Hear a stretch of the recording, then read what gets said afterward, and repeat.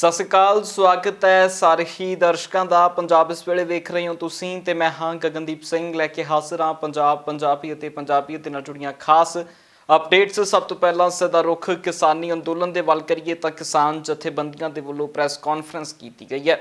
ਇਸ press conference ਦੇ ਵਿੱਚ 18 ਤਰੀਕ ਨੂੰ ਕਿਸਾਨਾਂ ਦੇ ਵੱਲੋਂ ਪੂਰੇ ਭਾਰਤ ਦੇ ਵਿੱਚ ਰੇਲਾਂ ਰੋਕੀਆਂ ਜਾਣੀਆਂ ਨੇ, ਉਸ ਦੇ ਬਾਰੇ ਜਾਣਕਾਰੀ ਦਿੱਤੀ ਗਈ ਹੈ ਤੇ ਨਾਲ ਹੀ ਖਾਸ ਤੌਰ ਦੇ ਉੱਤੇ 18 ਤਰੀਕ ਨੂੰ ਕੀ ਕੁਝ ਖਾਸ ਕਿਸਾਨ ਜਥੇਬੰਦੀਆਂ ਦੇ ਵੱਲੋਂ रूट प्लान दिते गए ने कि कुछ खास ऐलान ने जिहड़े किसान जथेबंदियां दे वल्लों प्रैस कॉन्फ्रेंस दे विच कीते गए ने। सीधा प्रैस कॉन्फ्रेंस दे बारे चलदे हां ते सुणदे हां कि आखिरकार की कुछ खास किसान जथेबंदियां ने आख्या।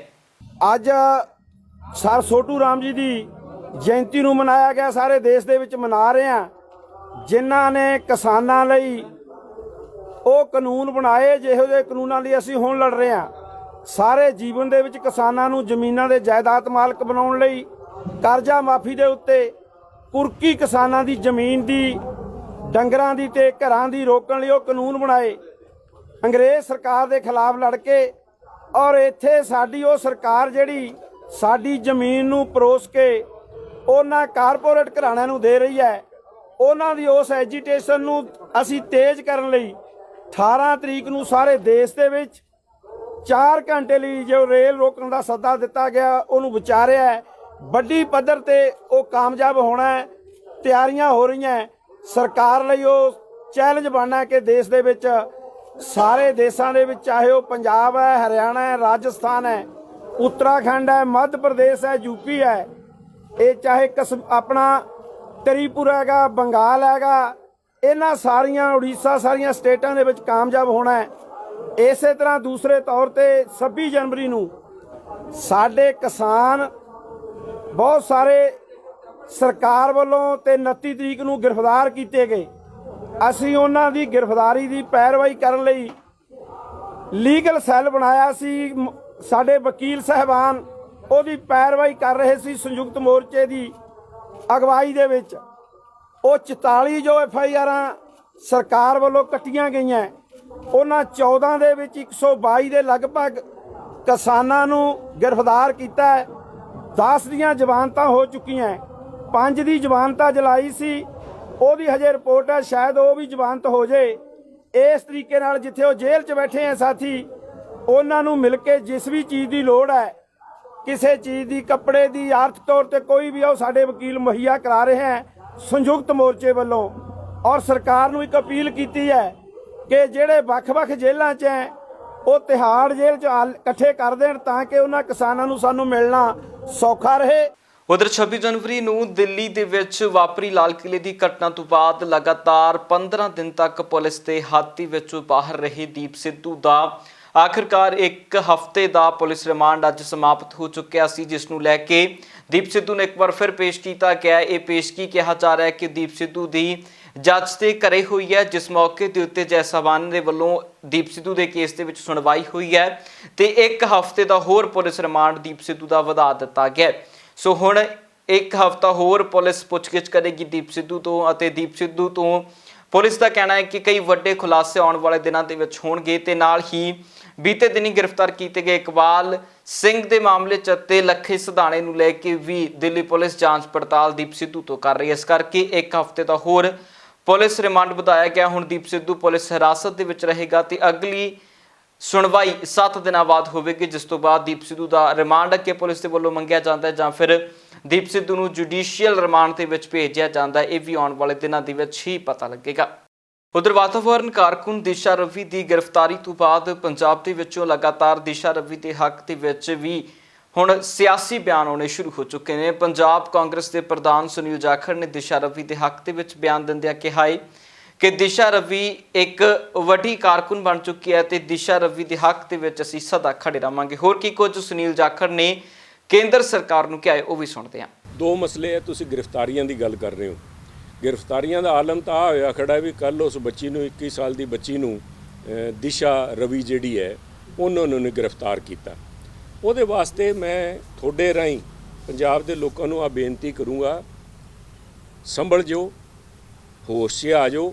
ਉਹ ਜਿਹੜੀਆਂ ਕਿੱਲਾਂ ਸਿੰਘੂ ਬਾਰਡਰ 'ਤੇ ਇਹਨਾਂ ਨੇ ਸੜਕ 'ਚ ਠੋਕੀਆਂ, ਉਹ ਸੜਕ 'ਚ ਨਹੀਂ ਠੋਕੀਆਂ, ਉਹ ਲੋਕਤੰਤਰ ਦੀ ਹਿੱਕ ਦੇ ਵਿੱਚ ਠੋਕੀਆਂ। ਲੋਕਤੰਤਰ ਦੀ ਛਾਤੀ ਦੇ ਵਿੱਚ ਠੋਕੀਆਂ। ਹੁਣ ਲੋਕਾਂ ਤੇ ਨਿਰਭਰ ਕਰਦਾ ਹੈ ਵੀ ਜੇ ਲੋਕ ਜਾਗ ਗਏ, ਲੋਕ ਹੌਸਲੇ 'ਚ ਆ ਕੇ ਖੜ ਗਏ, ਇਸ ਗੱਲ ਨੂੰ ਸਮਝ ਗਏ, ਤਾਂ ਉਹੀ ਕਿੱਲਾ ਜਿਸ ਤਰ੍ਹਾਂ ਲਾਲਾ ਲਾਜਪਤ ਰਾਏ ਜੀ ਨੇ ਕਿਹਾ ਸੀਗਾ ਜਦੋਂ ਉਹਨਾਂ ਦੇ ਛਾਤੀ ਤੇ ਡਾਂਗਾਂ ਮਾਰੀਆਂ ਸੀਗੀਆਂ ਵੀ एक एक लाठी जो मेरे सीने पे लगी है वो इस अंग्रेज़ शासन के ताबूत में एक एक कील साबित होगी। ਅੱਜ ਦੇਸ਼ ਦੇ ਲੋਕਾਂ ਤੇ ਨਿਰਭਰ ਕਰਦਾ ਹੈ ਵੀ ਜੇ ਇਕੱਠੇ ਹੋ ਗਏ ਤੇ ਆ ਜਿਹੜੀ ਕ੍ਰਾਂਤੀ ਲੋਕ ਜਿਹੜੀ ਲਹਿਰ ਚੱਲੀ ਹੈ, ਇਹਨਾਂ ਕਿੱਲਾਂ ਨੂੰ ਤਾਨਾਸ਼ਾਹੀ ਸਰਕਾਰ ਦੇ ਤਾਬੂਤ 'ਚ ਇੱਕ ਇੱਕ ਕਿੱਲ ਸਾਬਿਤ ਕਰਨਾ ਲੋਕਾਂ ਦੇ ਉੱਤੇ ਹੈ।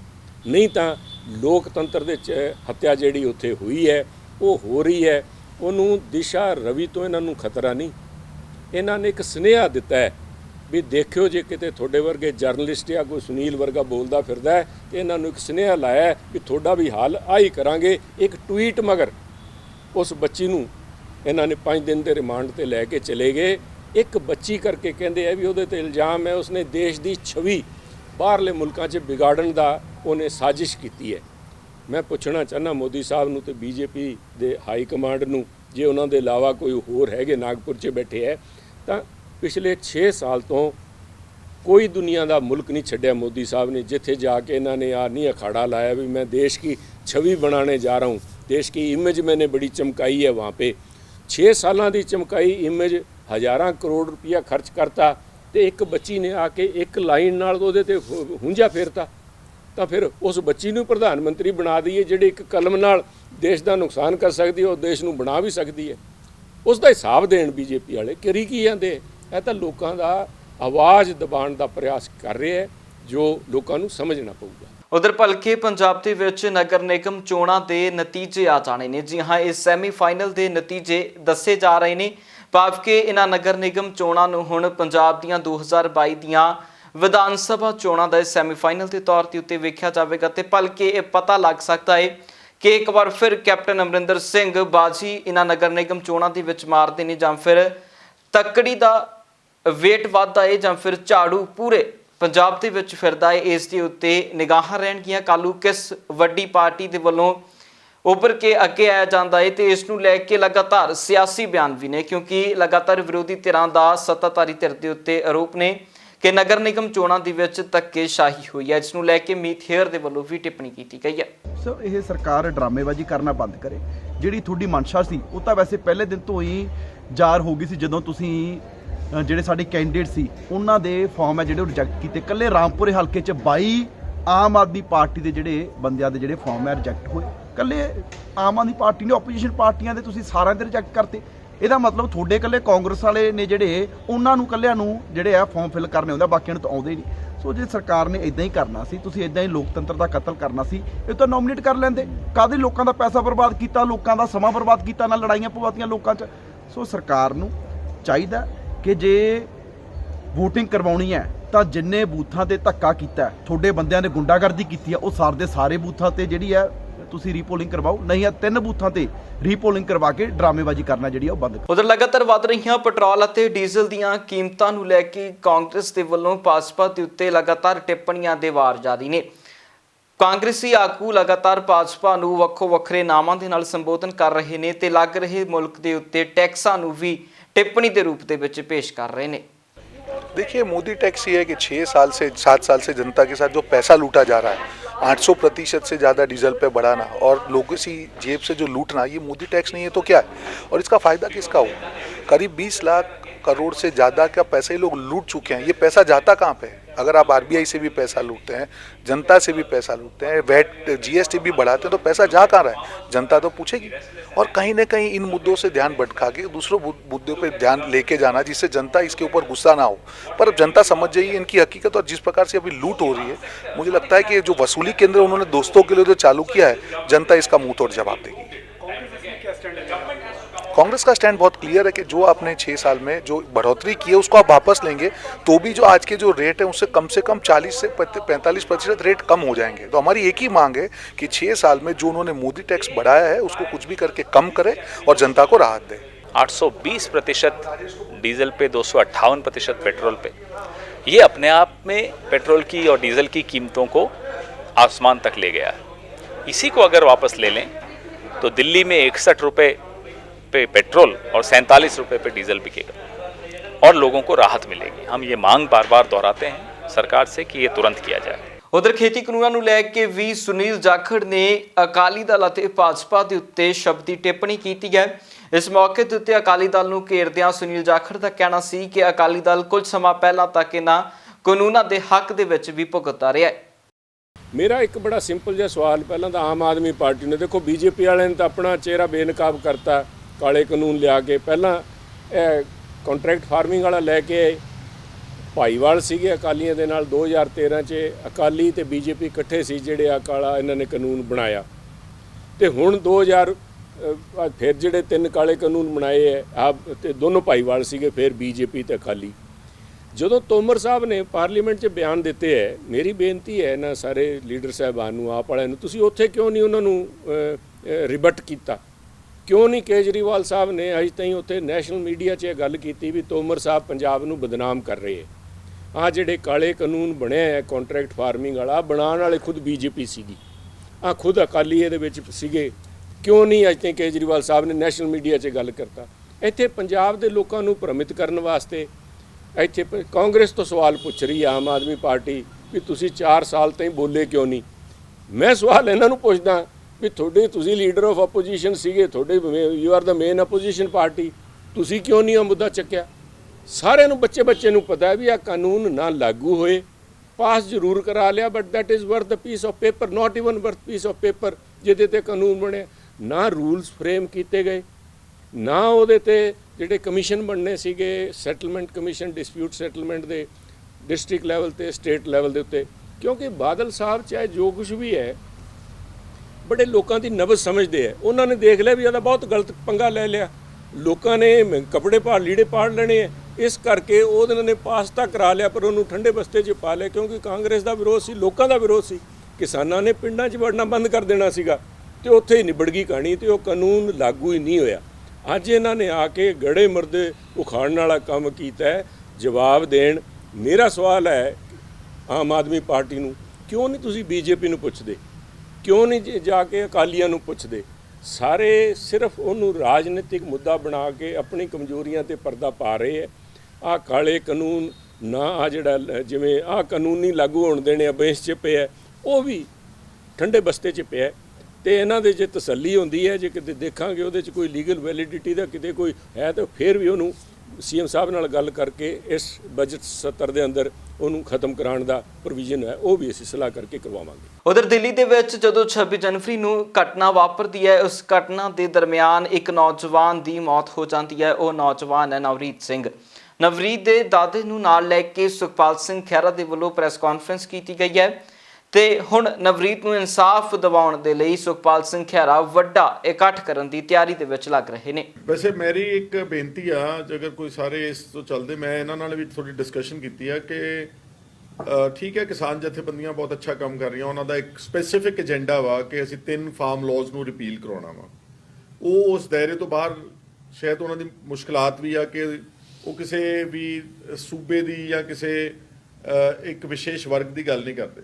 ਪਰ ਪੰਜਾਬ ਦੇ ਲੋਕਾਂ ਨੂੰ ਮੇਰੀ ਅਪੀਲ ਆ ਕਿ ਆਪਾਂ ਸਭ ਨੂੰ ਘੱਟੋ ਘੱਟ ਹਾਂ ਦਾ ਨਾਰਾ ਤਾਂ ਮਾਰਨਾ ਚਾਹੀਦਾ ਜਿਹੜੇ ਲੋਕ ਵਿਕਟਮਾਈਜ਼ ਹੋਏ ਨੇ। ਮੇਰੀ ਕੁਝ ਲਾਈਕ ਮਾਈਂਡਡ ਬੰਦਿਆਂ ਨਾਲ ਗੱਲ ਹੋਈ ਹੈ ਤੇ ਕੁਝ ਨਾਲ ਮੈਂ ਕਰੂੰਗਾ ਕਿ ਆਓ ਆਪਾਂ ਇੱਕ ਉਸ ਨੂੰ ਕੋਈ ਨਾਮ ਦੇ ਦਿਓ, ਉਹਨੂੰ ਐਕਸ਼ਨ ਕਮੇਟੀ ਨਾਮ ਦੇ ਦਿਓ, ਉਹਨੂੰ ਡਿਫੈਂਸ ਕਮੇਟੀ ਨਾਮ ਦੇ ਦਿਓ। ਇੱਕ ਕੁਝ ਬੰਦੇ ਇਕੱਠੇ ਹੋ ਕੇ ਜਿੰਨੇ ਨੌਜਵਾਨ ਜਿਹਨਾਂ ਦੇ ਪਰਚੇ ਦਰਜ ਕੀਤੇ ਗਏ ਨੇ, ਯੁਆਪਾ ਲਾਈ ਗਈ ਆ, ਜਾਂ ਜਿਹੜੇ ਅੰਦਰ ਫੜ ਕੇ ਅੰਦਰ ਦੇ ਦਿੱਤੇ, ਕੁਝ ਬਜ਼ੁਰਗ ਵੀ ਨੇ ਉਹਨਾਂ ਦੇ ਵਿੱਚ, ਜਾਂ ਨੋਦੀਪ ਕੌਰ ਹੈ ਜਾਂ ਦੀਪ ਸਿੱਧੂ ਆ ਜਾਂ ਲੱਖਾ ਸਿਧਾਣਾ, ਇਹਨਾਂ ਦੀ ਹਿਫਾਜ਼ਤ ਕਰਨ ਵਾਸਤੇ ਸਾਨੂੰ ਮੂਹਰੇ ਆਉਣਾ ਚਾਹੀਦਾ।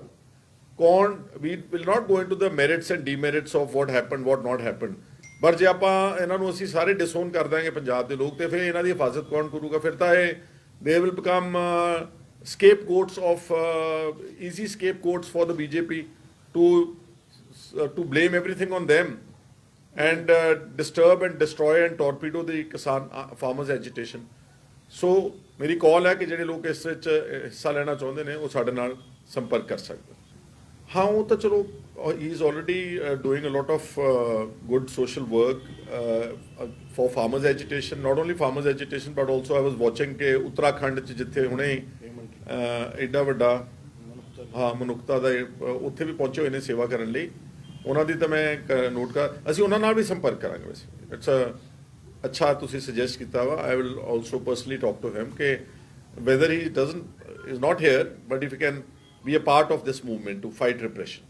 ਉਧਰ ਦਿੱਲੀ ਦੇ ਮੁੱਖ ਮੰਤਰੀ ਅਰਵਿੰਦ ਕੇਜਰੀਵਾਲ ਦੇ ਵੱਲੋਂ ਦਿੱਲੀ ਦੀ ਜਨਤਾ ਦਾ ਧੰਨਵਾਦ ਕੀਤਾ ਗਿਆ। ਅਰਵਿੰਦ ਕੇਜਰੀਵਾਲ ਨੇ ਕਿਹਾ ਹੈ ਕਿ ਲਗਾਤਾਰ ਮਹਾਮਾਰੀ ਦੇ ਦੌਰ ਦੇ ਦੌਰਾਨ ਦਿੱਲੀ ਵਾਸੀਆਂ ਨੇ ਦਿੱਲੀ ਸਰਕਾਰ ਦਾ ਪੂਰੇ ਤਰੀਕੇ ਦੇ ਨਾਲ ਸਾਥ ਦਿੱਤਾ ਹੈ ਤੇ ਨਾਲ ਹੀ ਉਹਨਾਂ ਨੇ ਦਿੱਲੀ ਦੇ ਸਰਕਾਰੀ ਸਕੂਲਾਂ ਦੇ ਨਤੀਜਿਆਂ ਨੂੰ ਵੀ ਖੁਸ਼ੀ ਦੇ ਰੂਪ ਦੇ ਵਿੱਚ ਪ੍ਰਗਟ ਕੀਤਾ। ਉਹਨਾਂ ਦਾ ਕਹਿਣਾ ਹੈ ਕਿ ਦਿੱਲੀ ਦੇ ਸਰਕਾਰੀ ਸਕੂਲਾਂ ਦੇ ਨਤੀਜੇ 98% आए ने, जो कि उन्होंने दिली बहुत वड्डी गल है। एक साल पहले आप सब ने एक बार फिर अपने बेटे को आपकी सेवा करने का एक और मौका दिया। बहुत कठिन साल था, लेकिन हम सब दिल्ली वालों ने मिलके एक परिवार की तरह काम किया और पूरी दुनिया में दिल्ली का नाम रोशन किया। कोरोना महामारी के बीच दिल्ली के सभी लोगों ने सरकार के साथ मिलके शानदार काम करके दिखाया है। कोरोना के खिलाफ दिल्ली सरकार के home isolation, plasma bank, oximeter, इन जैसे कामों की तो पूरी दुनिया में चर्चा हो रही है। लॉकडाउन में लाखों दिल्ली वासियों को खाना खिलाया, फ्री राशन बांटा, रास्तों में फंसे मजदूरों को उनके घर पहुंचाया। तमाम चुनौतियों के बीच आपकी सरकार ने फ्री बिजली पानी की स्कीम को जारी रखा। इन सब के बीच हमारे सरकारी स्कूल के बच्चों ने बोर्ड परीक्षा में 98% रिजल्ट लाके दिल्ली के 2 करोड़ लोगों का सिर गर्व से ऊंचा कर दिया। और हाँ, आपकी सरकार ने इस साल प्रदूषण से निपटने के लिए किसानों को पराली का समाधान भी दे दिया। अब दिल्ली के किसानों को पराली जलानी नहीं पड़ती। दिल्ली की तरक्की के इन 6 सालों में गरीब के बच्चे को अच्छी शिक्षा मिलने लगी है, हर बीमार को अच्छा इलाज मिलने लगा है, 24 घंटे बिजली आने लगी है। ये 2 करोड़ दिल्ली वासियों की सरकार है जो 24 घंटे 7 दिन दिल्ली वासियों की ज़िंदगी आसान बनाने के लिए काम करती है और यूं ही करती रहेगी। बस आपका साथ और आपका आशीर्वाद चाहिए। मैं इसी तरह से आपकी सेवा में लगा रहूं। ਹੁਣ ਕੇਂਦਰ ਸਰਕਾਰ ਦੇ ਵੱਲੋਂ ਇੱਕ ਨਵੇਂ ਹੁਕਮ ਜਾਰੀ ਹੋ ਚੁੱਕੇ ਨੇ। ਜੇਕਰ ਤੁਸੀਂ ਆਰਮੀ ਕੰਟੀਨ ਦੇ ਵਿੱਚੋਂ ਸਮਾਨ ਖਰੀਦਦੇ ਹੋ, ਭਾਵ ਕਿ ਤੁਸੀਂ ਸਾਬਕਾ ਫੌਜੀ ਹੋ ਜਾਂ ਮੌਜੂਦਾ ਫੌਜੀ ਹੋ ਜਾਂ ਫਿਰ ਸ਼ਹੀਦ ਫੌਜੀਆਂ ਦੇ ਪਰਿਵਾਰ ਦੇ ਨਾਲ ਸੰਬੰਧ ਰੱਖਦੇ ਹੋ, ਤਾਂ ਹੁਣ ਤੁਸੀਂ ਆਰਮੀ ਕੰਟੀਨ ਦੇ ਵਿੱਚੋਂ ਕਿਸੇ ਵੀ ਤਰ੍ਹਾਂ ਦੀ ਖਰੀਦਦਾਰੀ ਕਰਨ ਦੇ ਲਈ ਕੈਸ਼ ਦੀ ਵਰਤੋਂ ਨਹੀਂ ਕਰ ਸਕੋਗੇ। ਜੀ ਹਾਂ, ਕੇਂਦਰ ਸਰਕਾਰ ਨੇ ਹੁਕਮ ਜਾਰੀ ਕੀਤੇ ਨੇ, ਜਿਸ ਦੇ ਤਹਿਤ ਹੁਣ ਆਰਮੀ ਕੰਟੀਨਾਂ ਦੇ ਵਿੱਚ ਕ੍ਰੈਡਿਟ ਜਾਂ ਡੈਬਿਟ ਕਾਰਡ ਤੋਂ ਹੀ ਖਰੀਦਦਾਰੀ ਹੋ ਸਕਿਆ ਕਰੇਗੀ। ਕੈਸ਼ ਦੀ ਵਰਤੋਂ ਪੂਰਨ ਤੌਰ ਤੇ ਉੱਤੇ ਬੰਦ ਕਰ ਦਿੱਤੀ ਗਈ ਹੈ। ਤੁਰੰਤ ਪ੍ਰਭਾਵ ਦੇ ਨਾਲ ਇਹਨਾਂ ਹੁਕਮਾਂ ਨੂੰ ਲਾਗੂ ਵੀ ਕਰ ਦਿੱਤਾ ਗਿਆ। ਸੋ ਹੁਣ ਆਰਮੀ ਕੰਟੀਨਾਂ ਦੇ ਵਿੱਚ ਸਿਰਫ ਕ੍ਰੈਡਿਟ ਕਾਰਡ ਜਾਂ ਫਿਰ ਡੈਬਿਟ ਕਾਰਡ ਤੋਂ ਹੀ ਖਰੀਦਦਾਰੀ ਹੋ ਸਕਿਆ ਕਰੇਗੀ। ਸਾਨੂੰ ਜੀ ਉੱਤੇ ਸਾਡੇ ਹਾਇਰ ਹੈੱਡਕੁਆਟਰ ਤੋਂ ਹੁਕਮ ਆਇਆ ਹੈ ਕਿ ਵਿਦ ਇਮੀਡੀਏਟ ਇਫੈਕਟ ਕੋਈ ਵੀ ਕੈਸ਼ ਟ੍ਰਾਂਜੈਕਸ਼ਨ ਨਹੀਂ ਹੋਏਗੀ। ਜਿੰਨੀਆਂ ਵੀ ਪੇਮੈਂਟ ਕੰਟੀਨ ਦੇ ਬਿੱਲ ਜਿੰਨੇ ਸਮਾਨ ਲਓਗੇ, ਚਾਹੇ ਉਹ ਲਿਕਰ ਹੈ ਜਾਂ ਗਰੋਸਰੀ ਸਟੋਰ ਹੈ, ਉਹ ਡਿਜੀਟਲ ਤਰੀਕੇ ਨਾਲ ਪੇਮੈਂਟ ਹੋਏਗੀ, ਯਾਨੀ ਕਿ ATM ਕਾਰਡ ਜਾਂ ਡੈਬਿਟ ਕਾਰਡ ਦੇ ਹਿਸਾਬ ਨਾਲ ਪੇਮੈਂਟ ਹੋਏਗੀ। ਇਹ ਸਰ ਕਦ ਤੋਂ ਲਾਗੂ ਹੋ ਰਿਹਾ ਜੀ? ਇਹ 15 ਆਪਣਾ ਫਰਵਰੀ ਤੋਂ ਲਾਗੂ ਹੋ ਚੁੱਕਿਆ ਹੈ ਜੀ। ਸਰ ਇਹਦੇ 'ਚ ਜਿਹੜੀਆਂ ਵਿਡੋਜ਼ ਹੈਗੀਆਂ ਕਾਫੀ ਜਿਹੜੀਆਂ ਹੈਗੀਆਂ ਪੜ੍ਹੀਆਂ ਲਿਖੀਆਂ ਨੇ, ਅੰਗੂਠਾ ਛਾਪ ਆ, ਉਹਨਾਂ ਨੂੰ ਬੈਂਕ ਵੱਲੋਂ ATM ਕਾਰਡ ਇਸ਼ੂ ਨਹੀਂ ਕੀਤੇ ਗਏ, ਤੇ ਉਹਨਾਂ ਦੀ ਜਿਹੜੀ ਹੈਗੀ ਕਿਸ ਤਰ੍ਹਾਂ ਹੱਲ ਕੀਤਾ ਜਾਊਗਾ ਉਹਨਾਂ ਦੀ ਪ੍ਰੋਬਲਮ ਦਾ? ਇਹ ਪਰਸੈਂਟੇਜ ਬਹੁਤ ਘੱਟ ਹੈ ਜੀ, ਲੇਕਿਨ ਇਹਦਾ ਡਿਸੀਜਨ ਔਨ ਦਾ ਸਪੌਟ ਕੋਈ ਇੱਦਾਂ ਦਾ ਕੇਸ ਆਏਗਾ ਤਾਂ ਉਸੇ ਹਿਸਾਬ ਨਾਲ ਲਿਆ ਜਾਏਗਾ। ਤੇ ਇਹਦੇ ਫਾਇਦੇ ਕੀ ਹੋਣਗੇ ਸਰ? ਇਹਦੇ ਫਾਇਦੇ ਇੱਕ ਤਾਂ ਜੀ ਕਸਟਮਰ ਨੂੰ ਉਹਦੇ ਕੈਸ਼ ਦੀ ਇਮੀਡੀਏਟਲੀ ਰਿਸੀਟ ਮਿਲ ਗਈ ਹੈ, ਦੈਨ ਉਹਦੇ ਕੋਲ ਰਿਕਾਰਡ ਹੈ ਕਿ ਕਿਹੜੀ ਤਰੀਕ ਨੂੰ ਉਹਨੇ ਕਦੋਂ ਸਮਾਨ ਲਿਆ ਤੇ ਕਿੰਨੇ ਦਾ ਸਮਾਨ ਲਿਆ। ਕੀ ਅਪੀਲ ਕਰਨਾ ਚਾਹੁੰਦੇ ਲੋਕਾਂ ਨੂੰ ਤਾਂ ਕਿ ਇੱਥੇ ਆ ਕੇ ਦਿੱਕਤ ਨਾ ਹੋਵੇ, ਪ੍ਰੋਬਲਮ ਨਾ ਹੋਵੇ? ਜੀ ਮੇਰੀ ਅਪੀਲ ਜਿੰਨੇ ਵੀ ਸਾਡੇ ਕੰਟੀਨ ਦੇ ਕਸਟਮਰ ਹਨ ਉਹਨਾਂ ਨੂੰ ਇਹ ਹੈ ਕਿ ਵੱਧ ਤੋਂ ਵੱਧ ਲੋਕ, ਜ਼ਿਆਦਾ ਤੋਂ ਜ਼ਿਆਦਾ ਲੋਕ ਸਾਰੇ ATM ਕਾਰਡ ਲਿਆਉਣ, ATM ਕਾਰਡ ਜਾਂ ਡੈਬਿਟ ਕਾਰਡ ਦੇ ਨਾਲ ਹੀ ਪੇਮੈਂਟ ਕਰਨ। ਉਸ ਤੋਂ ਵਿੱਚ ਸਭ ਤੋਂ ਵੱਡਾ ਫਾਇਦਾ ਹੈ ਕਿ ਕਈ ਇੱਥੇ ਸਾਡੇ ਕੋਲ ਕੇਸ ਆਏ ਨੇ ਕਿ ਉਹ ਕਹਿੰਦੇ ਹੁੰਦੇ ਨੇ ਮੇਰਾ 100 ਰੁਪਇਆ ਡਿੱਗ ਪਿਆ, ਮੇਰਾ 200 ਰੁਪਇਆ ਡਿੱਗ ਪਿਆ ਜਾਂ ਰਸਤੇ 'ਚ ਡਿੱਗ ਪਿਆ। ਇੱਦਾਂ ਜੇ ਕਾਰਡ ਦੇ ਨਾਲ ਇੱਦਾਂ ਦੀ ਕੋਈ ਵੀ ਗੱਲ ਨਹੀਂ ਹੋਏਗੀ, ਕੈਸ਼ ਦੀ ਟ੍ਰਾਂਜੈਕਸ਼ਨ ਨਹੀਂ ਹੋਏਗੀ ਤਾਂ ਕੈਸ਼ ਗੁੰਮ ਹੋਣ ਦੇ ਵੀ ਕੋਈ ਚਾਂਸ ਨਹੀਂ ਹੈ। ਪੰਜਾਬ ਇਸ ਵੇਲੇ ਦੇ ਵਿੱਚ ਫਿਲਹਾਲ ਦੇ ਲਈ ਇੰਨਾ ਹੀ। ਫਿਰ ਮੁੜ ਹਾਜ਼ਰ ਹੋ ਰਹੇ ਹਾਂ ਨਵੀਆਂ ਤੇ ਤਾਜ਼ਾ ਅਪਡੇਟਸ ਦੇ ਨਾਲ। ਤਦ ਤੱਕ ਲਈ ਮੈਨੂੰ ਦਿਓ ਇਜਾਜ਼ਤ। ਬਹੁਤ ਬਹੁਤ ਧੰਨਵਾਦ।